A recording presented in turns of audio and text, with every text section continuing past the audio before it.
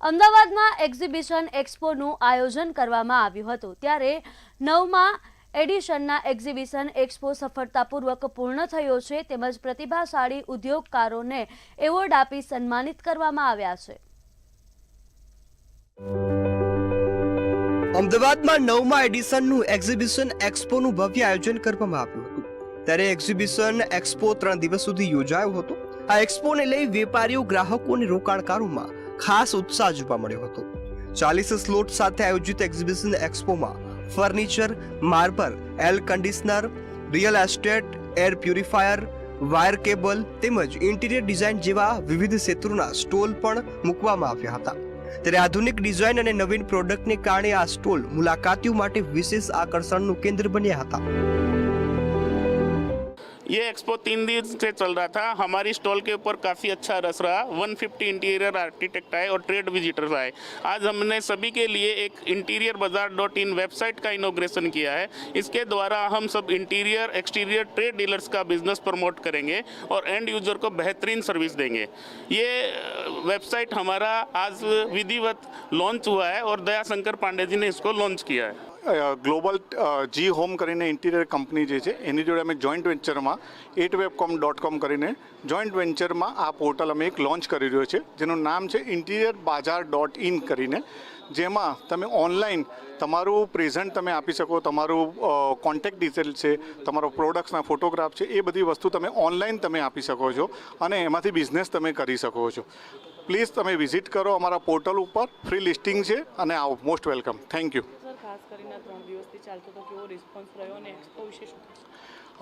3 દિવસથી જે અત્યારે ચાલી રહ્યું છે એમાં સારા ટ્રાફિક અત્યારે સારો આવી રહ્યો છે અને interiorbazaar.in પર જે અમારા ટોટલ 150થી બી વધારે ઇન્ટિરિયર અમારા પોર્ટલ ઉપર અત્યારે લિસ્ટિંગ, ફ્રી લિસ્ટિંગ કર્યું છે અને વધારે અમે ઓનલાઈન પર અમે અત્યારે ટાર્ગેટમાં છે કે એને વધારે પ્રેઝન્ટ કરી શકીએ। એ લોકો બિઝનેસના ક્ષેત્રમાં બહુ મહેનત કરીને આપણી જગ્યા બનાવી છે અને આઈ થિંક જો ગ્રોથ એક્સપો છે એ લોકોને એપ્રિશિએટ કરવા માટે એક એવોર્ડ આપે છે, તેને ઘરે જાઓ તો એક ઉત્સાહ મળે છે જેને એવોર્ડ મળ્યો છે કે ફેમિલી સાથે શેર, ફ્રેન્ડ સાથે શેર કરે છે કે મને આજે એવોર્ડ મળ્યો।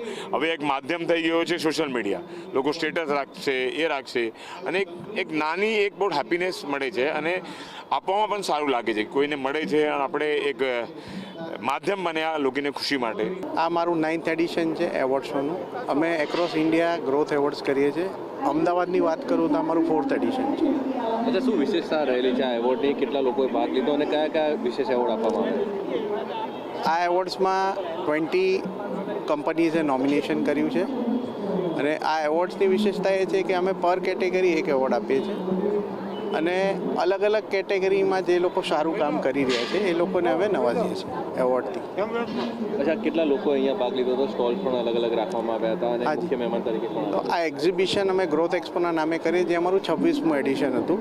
ગ્રોથ એક્સપોમાં અમે ઇન્ટિરિયર અને એક્સટિરિયર ઇન્ડસ્ટ્રી પર એક્ઝિબિશન રાખ્યું હતું, જેમાં 40થી વધારે બ્રાન્ડ્સે પાર્ટિસિપેટ કર્યું હતું મલ્ટિપલ કેટેગરીઝમાં, like furniture, furnishing, marble, air conditioning, real estate, filter, air purifier, એવી ઘણી બધી બ્રાન્ડ્સ હતી કે જે લોકોએ ભાગ લીધો।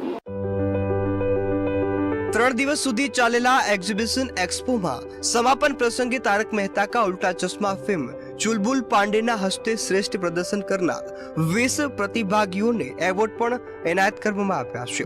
આ એક્સપો માત્ર પ્રોડક્શનના પ્રદર્શન સુધી સીમિત ન રહી, પરંતુ નવા બિઝનેસ અવસરો સર્જવા, નેટવર્કિંગને પ્રોત્સાહન આપવા અને ઉદ્યોગકારોને આગળ વધારવા માટે એક મહત્વપૂર્ણ મંચ તરીકે ઉભરી આવ્યો હતો। બ્યુરો રિપોર્ટ, મંતવ્ય ન્યૂઝ।